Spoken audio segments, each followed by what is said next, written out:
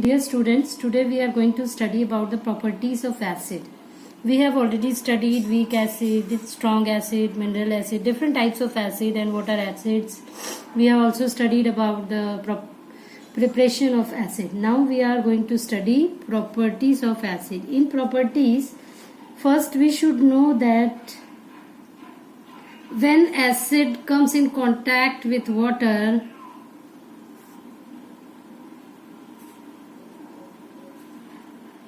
it gives H plus ions, but H plus ion is highly unstable, so it makes H3O plus ion. It is known as hydronium ion. That we already know.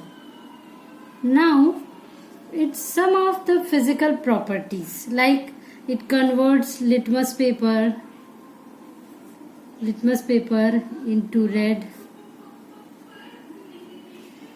phenolphthalein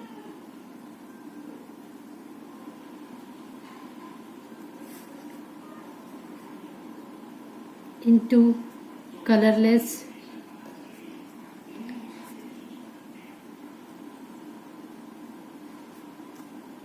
methyl orange into red. Now its pH.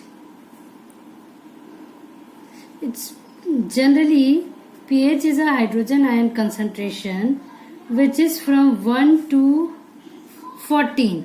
So when something is acid and it goes from 7 to 1, means it is decreasing, then we can say that a substance is acid, and when it goes from 7 to 14 you can say it is a base.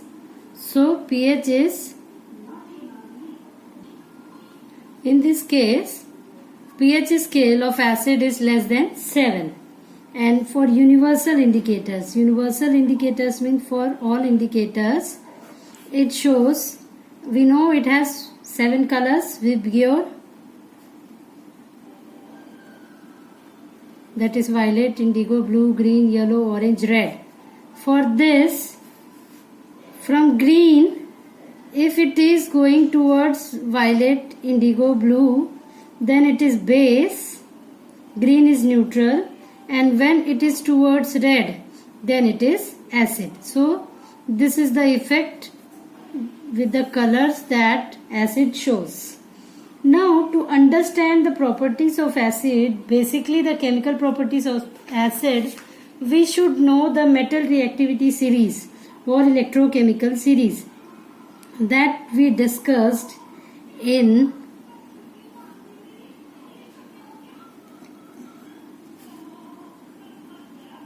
this is electrochemical series and metal reactivity series, which we have discussed during the first chapter, that which metal will replace another metal. So this is the same thing which we are going to discuss, but in an elaborated manner, so that you can memorize it. It will be helpful for you for everything, whatever you are going to study. If you know the metal reactivity, then you can understand which metal is most reactive and which metal is least reactive. So to memorize it, I am giving some idea. Lithium, potassium, barium, strontium, calcium, sodium, magnesium, aluminium, manganese, zinc, chromium, iron, cobalt, nickel, lead, hydrogen, copper, mercury, silver, gold and platinum. This is the series, and when we go towards downside or from left to right, you will see that reactivity decreases. As we go from lithium to platinum, maximum reactivity is lithium and lowest is platinum. So hydrogen is placed in between. So with this series, when we go downwards, the reactivity decreases. To memorize it, you can write Liqba, that is lithium, potassium, barium.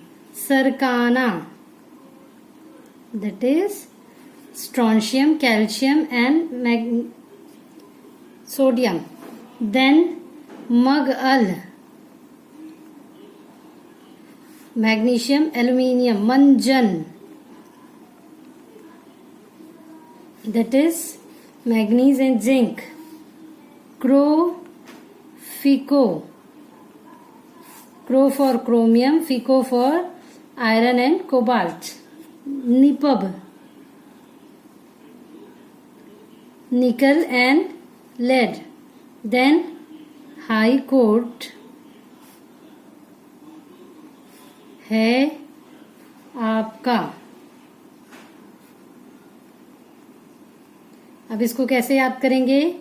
लिकबा, सरकाना, मग अल, मंजन, क्रोफिको, निपब, high court है आपका. Lithium, potassium, barium, strontium, calcium, sodium, magnesium, aluminium. मग अल, मंजन, that is manganese and zinc. Crofico, chromium, Fe for iron, cobalt. Then Nipab, nickel. Then lead. Here high coat, hydrogen. Code for copper है mercury. आपका silver and gold.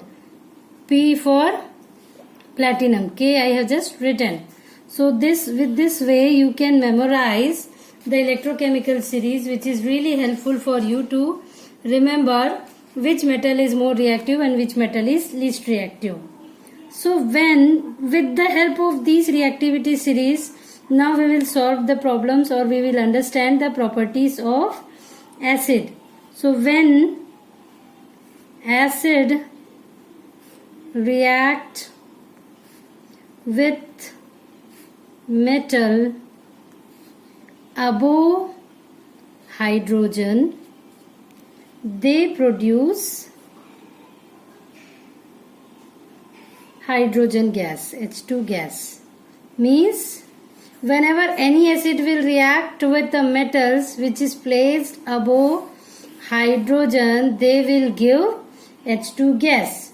Let's take an example. If Zn react with mineral acid, that is H2SO4, then it will give H2 as a gas and give one salt.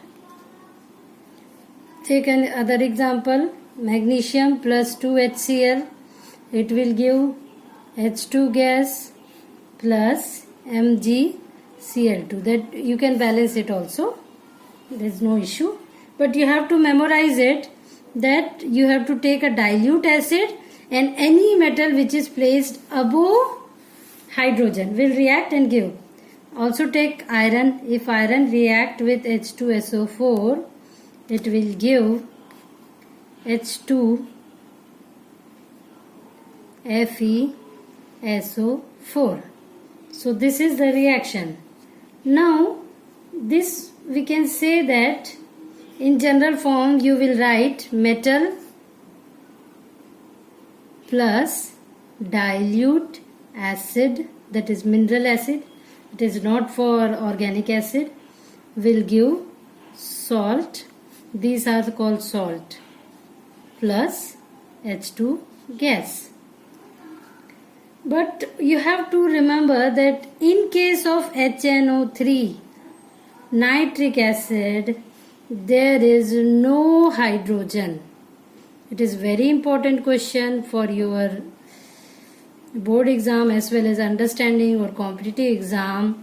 When dilute acid of HNO3 or any metal react with HNO3, there is no hydrogen liberated.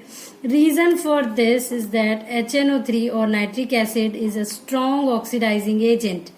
Means whenever it will come in contact with any metal, it will oxidize it.